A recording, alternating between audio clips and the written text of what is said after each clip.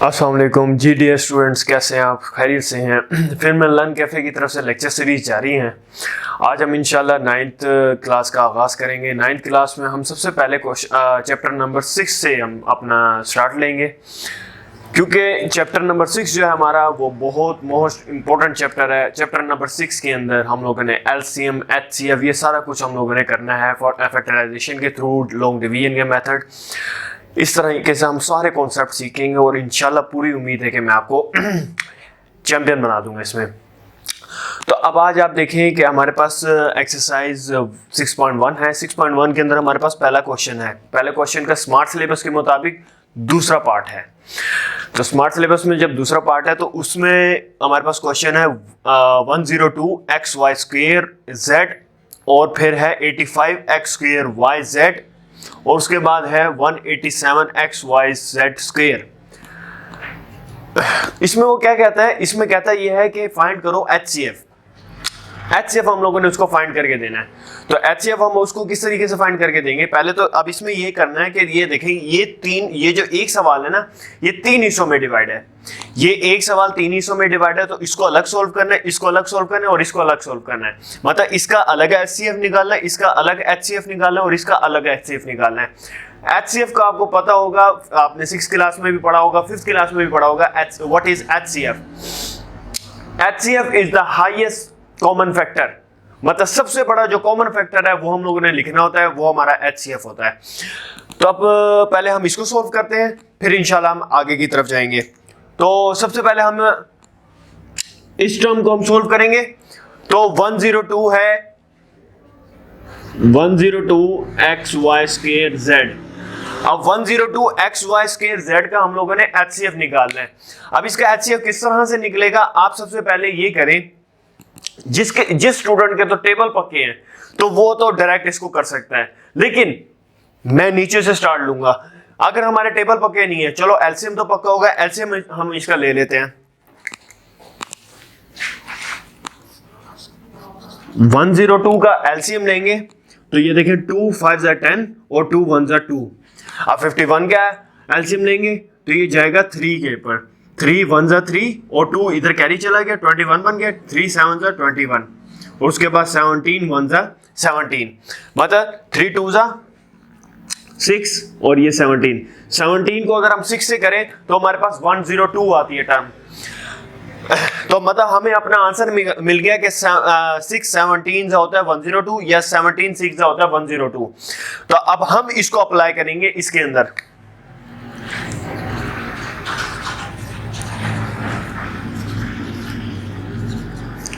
हमेशा छोटी टर्म बाहर रखनी है और बड़ी टर्म अंदर रखनी है, और उसके साथ ये जो हमारे वेरिएबल्स हैं x y² और z, इसको हमने बड़ी टर्म के साथ रखना है। ओके हो गया यहां तक? उसके बाद हमने क्या करना है, एक स्टेप और है और आपका क्वेश्चन खत्म हो चुका है। x 17 x y z। अब ये देखें, यहां मैंने स्क्वायर क्यों नहीं डाला? अब ये यहां से एक y निकाल ली है, एक y मैं यहां लिख देता हूं, बस इतना सा हमारा क्वेश्चन है। ये जो हमारे पास y² था, y² को अगर मैं तोड़ूं तो कैसे टूटेगा वो y² टूटेगा y में और y में, मतलब y और y को मल्टीप्लाई करें तो y² बनेगा।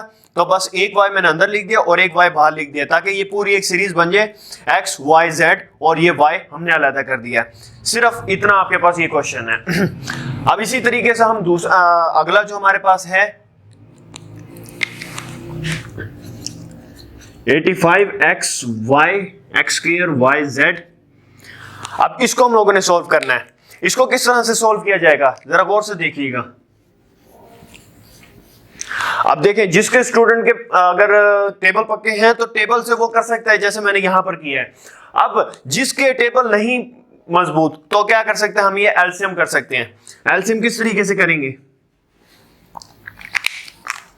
85 का एलसीएम लेते हैं।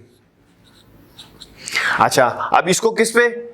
इसको 5 पे करते हैं। 5 1 5 और 3 इधर चला गया, 5 7 35 और ये 17 1 17, मतलब 17 5 से करें तो 85 आएगा या 5 17 से करें तो 85 आएगा। तो आपको मैंने बताया बड़ी वैल्यू को अंदर रखेंगे और छोटी वैल्यू को बाहर, मतलब छोटी वैल्यू 5 है और बड़ी वैल्यू 17 है। 17 एक्स स्क्वायर वाई जेड। अब इसी तरीके से जैसे हम लोगों ने यहाँ y को तोड़ा था, यहाँ x को तोड़ देना है। एक्स स्क्वायर है तो ये x और x में टूट जाएगा,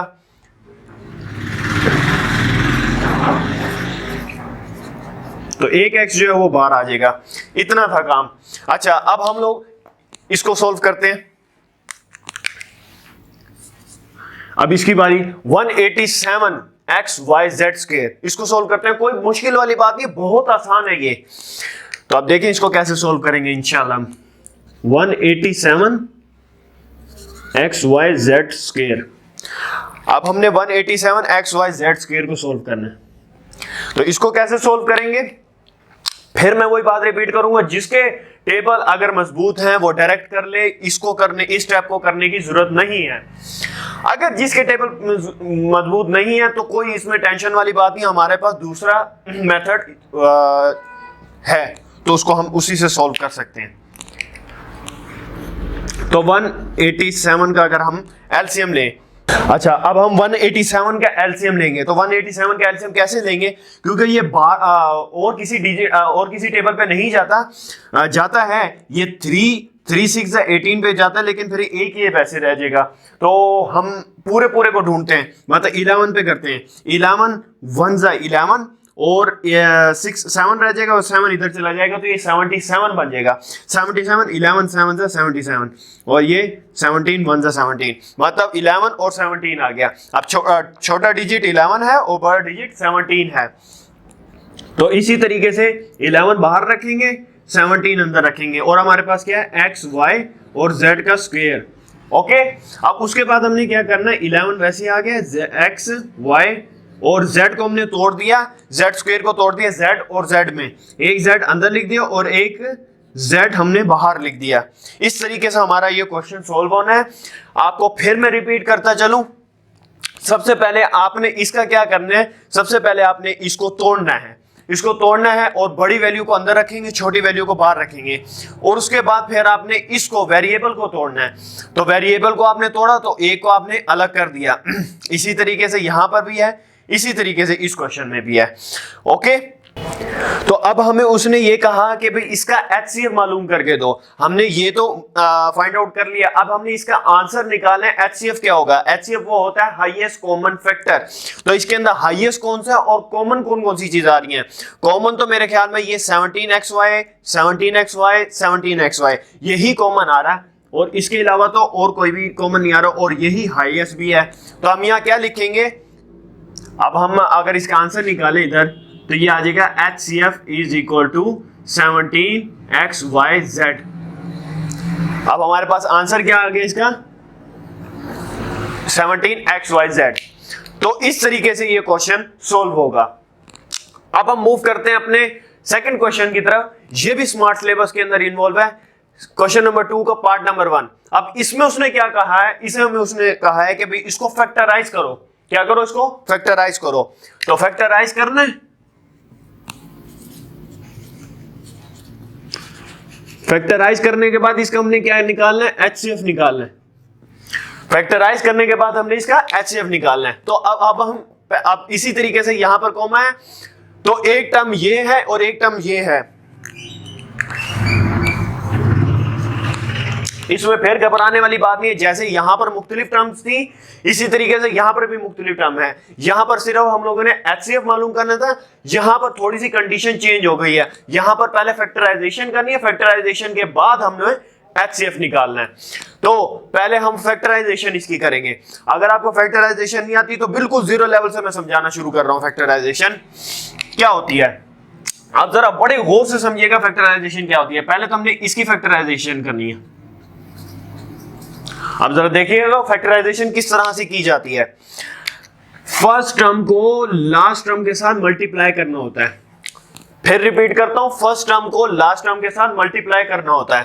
तो देखें फर्स्ट टर्म क्या है, 1 है। यहां पर फर्स्ट टर्म के कोएफिशिएंट को सेकंड टर्म के कोएफिशिएंट के साथ मल्टीप्लाई करना होता है। फिर रिपीट कर रहा हूं, तो फर्स्ट टर्म का यहां कोएफिशिएंट क्या है, 1 है, और यहां पर क्या है, 6 है। तो 1 6 6 आया। अब इस 6 का आप एलसीएम ले लें। इस 6 का आपने एलसीएम ले लिया। अब एलसीएम क्या आएगा, 2 3 जा 6, 3 1 जा 3। अब एलसीएम हमारे पास क्या है, 3 और 2। अच्छा, अब हमारे पास फैक्टराइजेशन के अंदर ये होता है कि ऐसे कोई दो हम लोगों ने डिजिट ढूंढने हैं, ऐसी कोई दो टर्म ढूंढनी है कि जिनको अगर हम मल्टीप्लाई करवाएं तो हमारे पास ये आंसर आए, और अगर हम उसको प्लस माइनस करवाएं तो हमारे पास ये आंसर आए, बीच वाला। फिर रिपीट करता हूं कि अगर हम पहले को हमने आखिरी के साथ मल्टीप्लाई करवाया तो आंसर हमारे पास क्या है, यहां पर 6 आया। अब हमने ऐसे कोई दो डिजिट ढूंढने हैं कि अगर हम मल्टीप्लाई करवाएं तो हमारे पास ये आंसर आना चाहिए, और अगर हम प्लस माइनस करवाएं तो हमारे पास ये आंसर आना चाहिए। तो अब हमारे पास ये देखें दो फैक्टर यहां पर मौजूद हैं। 3 2 जा, अगर आप देखें हम इसको मल्टीप्लाई करवाते हैं, 3 2 जा 6, तो हमारे पास ये देखें ये टर्म आ गई। अगर अब हम इसको प्लस माइनस करवाते हैं तो देखिए क्या 5 आता है, 3 + 2 5 के बराबर आता है। मतलब ये जो दो टर्म है ये दोनों सेटिस्फाई करती है दोनों कंडीशन को। तो हम इसको अप्लाई कर देते हैं, इसके अंदर क्या आ जाएगा, x² + 3x + 2x + 6। यहां तक क्लियर है। अब यहां पर देखिए ये दो को अलग कर दें, इन दो को अलग, मीन्स टू से कि यहां से आप x कॉमन निकालें, इन दोनों में x कॉमन आता है तो x + 3 बच गया। और इसमें क्या कॉमन आता है, इसमें क्या कॉमन आता है, इसमें आता है 2 कॉमन आता है, तो x + 3 बच गया यहां पर भी। अब जब देखें फैक्टराइजेशन की एक और निशानी बता रहा हूं, अगर ये दो ब्रैकेट सेम हैं तो इसका मतलब आपकी फैक्टराइजेशन बिल्कुल एक्यूरेट, बिल्कुल करेक्ट हुई है। मीन्स टू से ये देखें ये और ये ब्रैकेट ये दोनों सेम आई है, तो मीन्स टू से आपका बिल्कुल सही फैक्टराइजेशन हुई है। तो x + 2 इसको एक ब्रैकेट कर दें और ये दोनों कॉमन करके एक ब्रैकेट में लिख दें। It's called factorization. ये फैक्टराइजेशन थी। अब ये आपकी फैक्टराइजेशन इस टर्म की हो चुकी है। इसको टर्म कहते हैं क्योंकि इसके अंदर = 0 नहीं है, या = की कहानी नहीं है, इसलिए इसको टर्म कहते हैं। टर्म उसे कहते हैं जिसके अंदर अलजेब्रिक एक्सप्रेशन इस्तेमाल हो रही हो। अच्छा जी, अब हम बात करते हैं इसकी, -4x - 12। ओके, अब इसमें हम देखते हैं इसमें क्या है, इसमें है x² - 4x - 12। अब हमने क्या करना है, फिर से इसकी फैक्टराइजेशन करवानी है।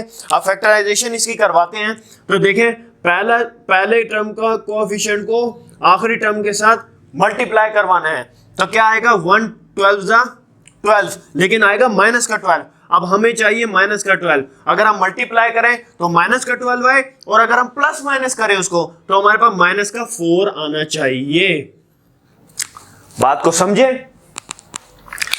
तो अब हमने -12 की मतलब 12 की हम लोग एलसीएम ले लेते हैं, तो क्या आएगा, 2 पे करवा लेते हैं। 2 6 जा 12, 3 2 जा 6, 2 1 जा 2,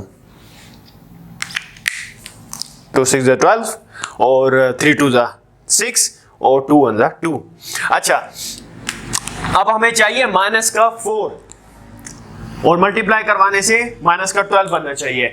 अब ऐसी अगर हम कोई पेयरिंग करते हैं, देखिए कैसे होती है पेयरिंग। अगर हम इन दोनों को पेयर रखते हैं, 3 2 जा 6, 6 और 2। अब अगर हम -6 रखें और +2 रखें तो वो -12 आता है, और अगर हम -6 रखें और +2 रखें तो -4 भी आता है। तो मतलब ये पेयरिंग हमारी एक्यूरेट हो चुकी है। तो ये दो ऐसे फैक्टर्स हैं जिनको हम रखेंगे तो हमारे पास ये इस टर्म की हमारे पास फैक्टराइजेशन हो सकती है।